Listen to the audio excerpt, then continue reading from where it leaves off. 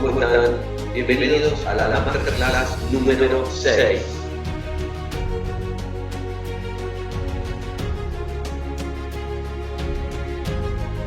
En esta Masterclass vamos a terminar el recorrido de las Masterclass 4 y 5, con esta la número 6, acerca de cuáles son las concepciones, definiciones, interpretaciones que tiene el aprendizaje en la vida humana. Porque simplemente estamos esperando el libro, aprender a vivir en libertad. Y aunque en el libro voy a hablar justamente del aprendizaje vital y de la experiencia de vida, es bueno recordar que esas ideas, sin lugar a dudas, se inspiran en las diferentes formas de aprender que han sido definidas en los últimos 100 años por varios autores. En la Masterclass 4, por ejemplo, recordamos los conceptos del conductismo, del constructivismo, del aprendizaje social. Estos autores son de referencia para cada uno de esos movimientos e interpretaciones de formas de aprender. El conductismo, por ejemplo, con Pavlov, con Watson, con Skinner. El constructivismo de Piaget, la teoría psicogenética de Piaget, y por supuesto la teoría de aprendizaje sociocultural de Lev Vygotsky. Luego, en la Masterclass número 5 analizamos las etapas de evolución de la inteligencia humana, que eso corresponde muy puntualmente a la teoría de psicogénesis de Piaget, en las 4 etapas en las que se da la evolución del pensamiento, el desarrollo de nuestra mente, de nuestra cognición y de todo nuestro ser vinculado a lo cognitivo desde el mismo momento de nacimiento y hasta pasada la adolescencia, en que se completan esas 4 etapas. Y en esta, como dije antes, vamos a hacer un cierre a estas teorías de aprendizaje de la mano de 3 autores fundamentales para considerar más modernamente las nuevas concepciones de aprendizaje de las últimas décadas.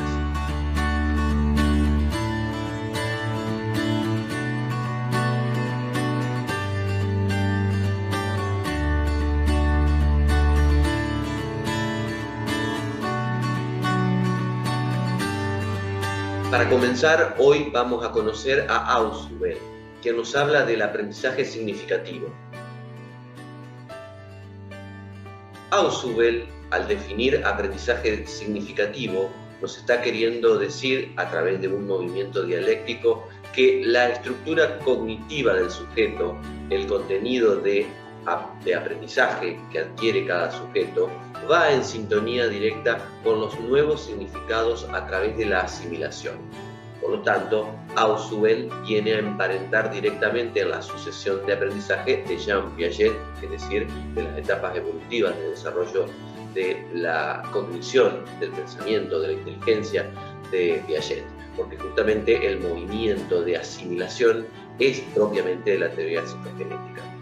La interacción entre el material y el ser aprendido con lo que ya sabe provoca una reorganización de contenidos nuevos y anteriores en el estudiante. La asimilación continúa a lo largo del tiempo e involucra nuevos aprendizajes. ¿Cuáles son las características del aprendizaje significativo? Primero y principal, que el aprendizaje está subordinado. ¿Qué significa esto? Que el aprendizaje de conceptos y de proposiciones a nueva información se subordina a la estructura cognitiva. En segundo término, que el aprendizaje es supraordenado, es decir, que los conceptos o ideas existentes en la estructura cognitiva son de menor nivel. Bueno, claramente. Y por último, en tercer lugar, que el aprendizaje es combinatorio, es decir, la información no relacionada de manera subordinada ni supraordenada con la estructura cognitiva previa se relaciona de manera general. La nueva información fuera potencialmente significativa con toda la estructura cognitiva del sujeto.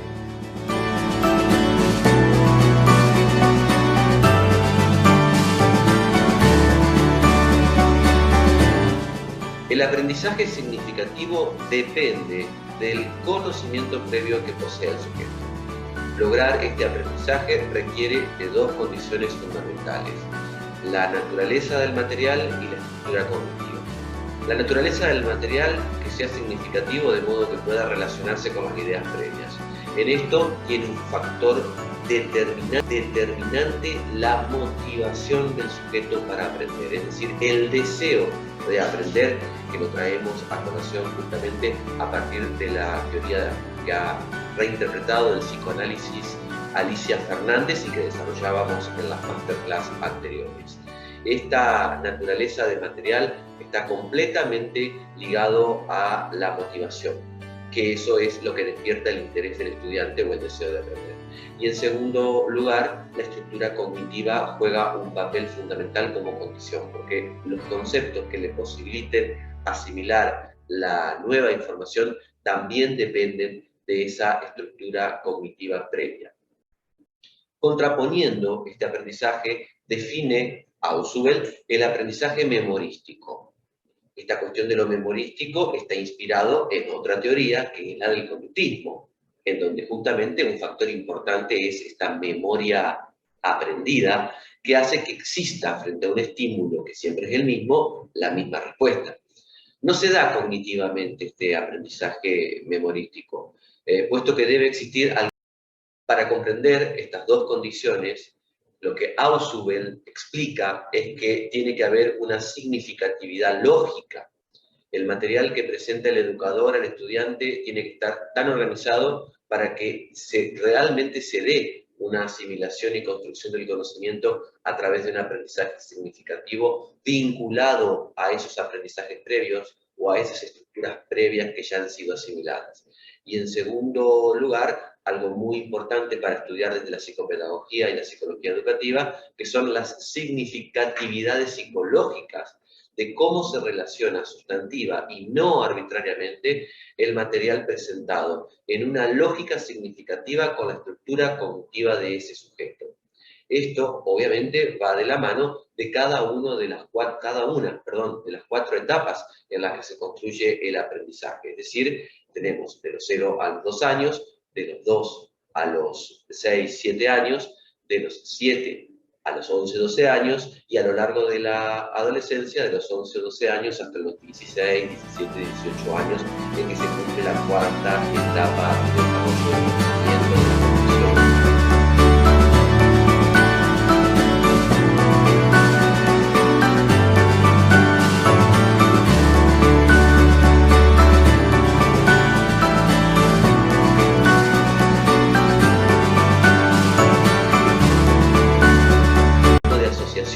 Pero no en un sentido significativo, es decir, no en memorización de fórmulas, por ejemplo.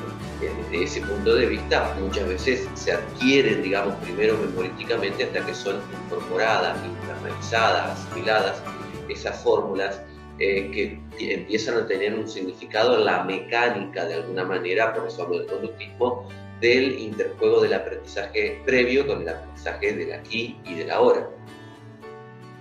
Contraponiendo este tipo de aprendizaje, Ausubel pone en la vereda de enfrente el aprendizaje memorístico.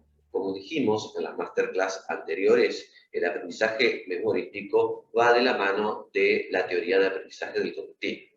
Es decir, la memoria es un recurso fundamental para el conductismo, que por supuesto tiene que ver con la puesta en marcha de esta ecuación que yo denomino: frente a un mismo estímulo repetido, siempre existe la misma respuesta del sujeto. Entonces ya con eso el conductismo se conforma y dice que hay aprendizaje. Para Ausubel esto no puede ser solo así. Sí es así para, por ejemplo, las fórmulas o algún tipo de aprendizajes puntuales. Yo también iría por el lado más de lo matemático o del lado de las cuestiones que están vinculadas a la lingüística, que muchas veces se aprenden de memoria y que después se incorporan y se internalizan, se asimilan, se acomodan en nuestra estructura lógica y cognitiva y pasan a ser parte de nuestros aprendizajes. Pero no es así para la mayoría de los aprendizajes. El aprendizaje significativo no puede estar ligado exclusivamente a la memoria, al contrario. Tiene que ser un refresh, es decir, tiene que venir a refrescar esos aprendizajes desde otro punto de vista, mediante la asimilación, acomodación y estructuración de los nuevos aprendizajes. ¿Cuáles son los tipos de aprendizaje significativos que describe Ausubel? En primer lugar, las representaciones. Asignar significados a determinados símbolos o partir de cierto vocabulario, que en este caso podría ser una imagen, por ejemplo, que representa un concepto. No todo el concepto en sí, porque ese concepto se desarrolla en un montón de pasos y contenidos, sino que, por el contrario, sirve como estímulo inicial para presentar al sujeto la idea de lo que vamos a aprender. Por otro lado, los conceptos en sí, que son los objetos, los eventos, las situaciones que poseen atributos, que se designan mediante símbolos y signos. Estos signos y símbolos, obviamente, es vinculado particularmente a nuestra cultura, es decir, al lenguaje. En este sentido, yo hablo justamente de lenguaje en mi texto de Nueva Habitualidad y en el libro también voy a hablar del lenguaje, porque es esencialmente la comunicación y el lenguaje las dos herramientas fundamentales para la transmisión del conocimiento y para la adquisición de aprendizajes. Por otro lado, otro tipo de aprendizaje significativo son las proposiciones. El sujeto conoce el significado de los conceptos y forman frases que contengan dos o más conceptos que afirmen o nieguen algo. En este sentido, estas proposiciones serían como un estadio posterior de cognición, es decir, ya vinculado a la tercera y sobre todo cuarta etapa del desarrollo de Piaget, porque hay que hacer comparaciones. Y bien sabemos que la adquisición de la abstracción para la realización de comparaciones, de inferencias, se va alcanzando ya en la tercera y cuarta etapa que estamos viendo acá justamente del aprendizaje y desarrollo cognitivo de Piaget. Claramente, como resumen a lo que es la teoría de aprendizaje significativo de Ausubel, podemos decir que en oposición a este está el aprendizaje significativo por recepción, que corresponde al conductismo, el aprendizaje memorístico repetitivo, que también corresponde al conductismo, y por último la estructura cognitiva, que es el sistema de conceptos e ideas que un individuo posea en un determinado campo de conocimiento. Es decir, esto tiene un efecto sobre el nuevo aprendizaje. Estos son los aprendizajes previos y sí esto tiene que ver con la teoría de Piaget.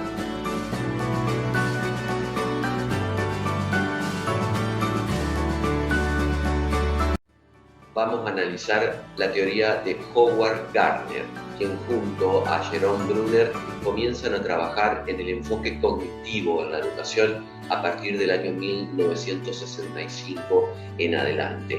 Esta era una de las teorías que justamente son más nuevas, más novedosas de las últimas décadas en la psicología educativa, en la psicopedagogía, y que es necesario conocer muy bien porque realmente han revolucionado la forma de comprender cómo se compone la inteligencia, la cognición de cada uno de nosotros durante el desarrollo y la evolución de la inteligencia, del conocimiento, de lo cognitivo, de lo psicocognitivo. En este contexto, Gardner plantea su teoría de las inteligencias múltiples y, junto a Daniel Goleman, por ejemplo, entre otros, sostienen que las emociones juegan un papel preponderante sobre las habilidades cognitivas para alcanzar éxito en la sociedad actual. Daniel Goleman justamente es quien nos habla del aprendizaje emocional, es decir, cómo interviene la inteligencia emocional a favor o en contra de nuestro proyecto y, por supuesto, sobre todo del sujeto que aprende, de su proyección con relación al aprendizaje. Gardner propone la existencia de una serie de inteligencias independientes que incluyen áreas como las relacionadas con las artes y las habilidades sociales, en una lógica absolutamente novedosa, además de las que clásicamente ya incluíamos la inteligencia lógico-matemático y la inteligencia lingüística. La mayoría de las personas poseen un gran espectro de inteligencias y cada uno revela a su vez distintas formas de acceder al conocimiento. Howard Gardner puntualiza que las personas no poseen una única y cuantificable inteligencia. Plantea una visión pluralista de la mente, es decir, que hay muchas facetas de la cognición, que las personas tienen diferentes potenciales y estilos cognitivos. El ser humano tiene por lo menos 8 inteligencias diferentes que son parte de una misma estructura de la inteligencia. En esto quiero hacer una aclaración importante. La inteligencia no se concibe como parcelas separadas, digamos. La inteligencia es una unidad cognitiva, la inteligencia, el pensamiento es una unidad cognitiva, la cognición es una unidad, pero dentro de esa, obviamente, unidad existen lo que podríamos decir habilidades o estilos de inteligencia o estilos de aprender, que son los que nos caracterizan puntualmente en lo subjetivo a cada uno de nosotros, ya que difícilmente todos nosotros tengamos un desarrollo magistral en toda la inteligencia. Paso a decir con ejemplos a qué me estoy refiriendo. Por ejemplo, inteligencia musical, inteligencia corporal cinética, inteligencia lingüística, inteligencia lógico-matemática, inteligencia espacial, inteligencia interpersonal, inteligencia intrapersonal e inteligencia naturalista. Como ustedes verán, agregamos ahora también a nuestro raconto a justamente Daniel Goleman con la inteligencia existencial emocional.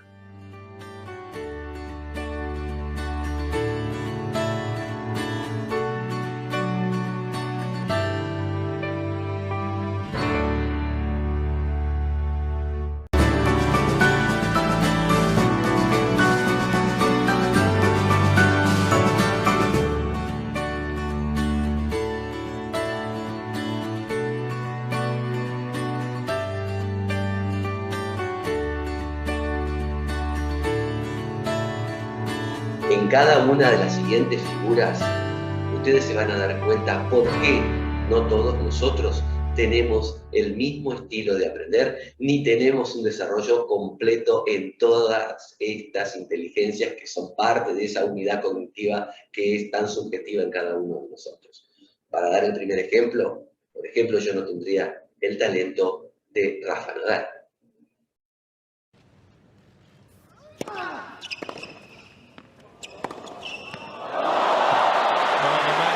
Terrific.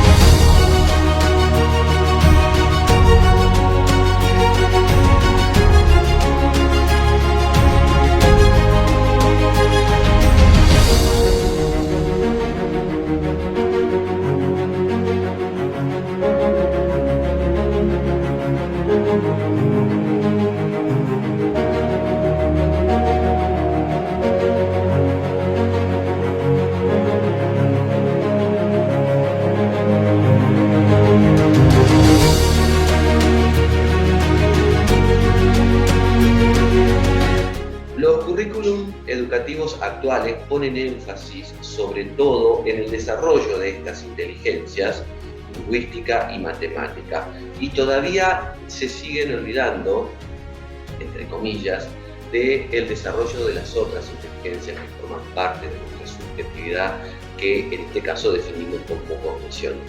Cada una de ellas aporta, puede ser desarrollada, lo cual está vinculado directamente a esa cuestión ya de esencia biológica, evolutiva, que cada uno tenemos, de dones y de talentos vinculados a cada una de las inteligencias, porque de eso se trata.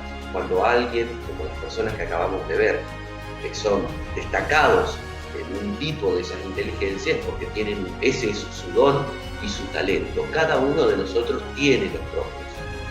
Lo que sucede es que hay que saber encontrarlo, desarrollarlo, potenciarlo, estudiar mucho.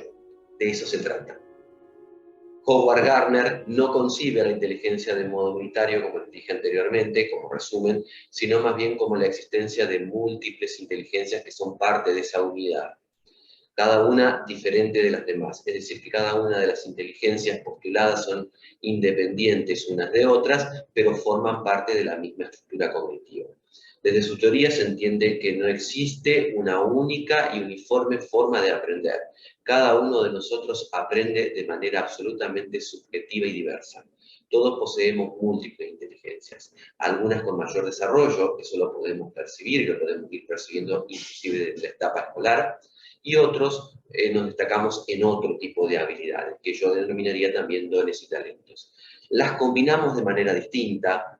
En realidad, si uno estudia, si uno se perfecciona, si uno ejercita, si uno trabaja mucho sobre eso, puede lograr desarrollos potenciales muy importantes, digamos, en materia de cada una de estas facetas de nuestra inteligencia. En esto, una vez más, insisto, que lo he dicho anteriormente, y por supuesto voy a hablar de esto también en el libro, el entorno cultural desempeña un papel fundamental en el desarrollo potencial intelectual del individuo. Esto obviamente tomado de Vygotsky, naturalmente. Esto significa que es necesario adoptar una visión contextualizada de la inteligencia. No va una por un lado y la otra por el otro. La inteligencia es una unidad, pero es un fenómeno multidimensional y está presente en diversos niveles de nuestro cerebro: mente, sistema corporal y también emocionalidad, que es lo que definimos a partir de Howard Gardner. La inteligencia es dinámica, puede ser mejorada y ampliada. El desarrollo de la teoría de las inteligencias múltiples presupone el desarrollo de habilidades, de dones y talentos para el pensamiento, para el desarrollo creativo, para las habilidades, y por supuesto es un requisito para aspirar a una educación de calidad.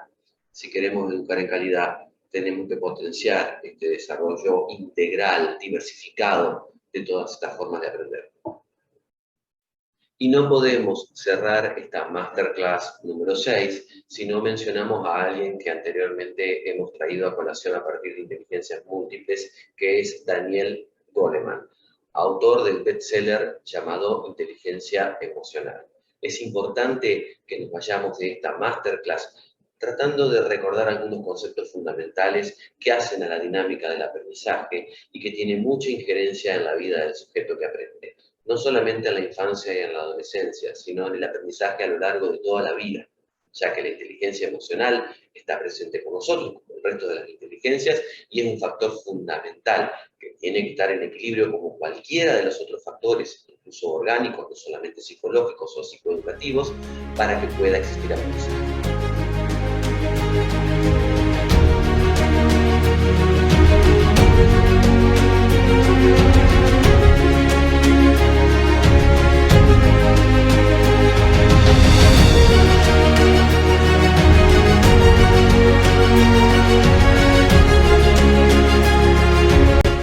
Y de esta manera hemos llegado al final de la Masterclass número 6, que es justamente la última de las 3 últimas Masterclass, 4, 5 y 6.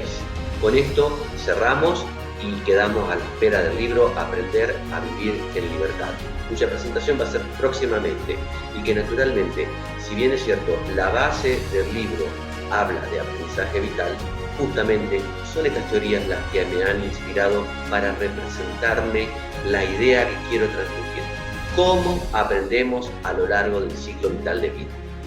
Muchas gracias y los espero próximamente con una nueva entrega, un nuevo programa, una nueva masterclass en mi canal de YouTube, que luego se transmite también en el Instagram. Hasta pronto.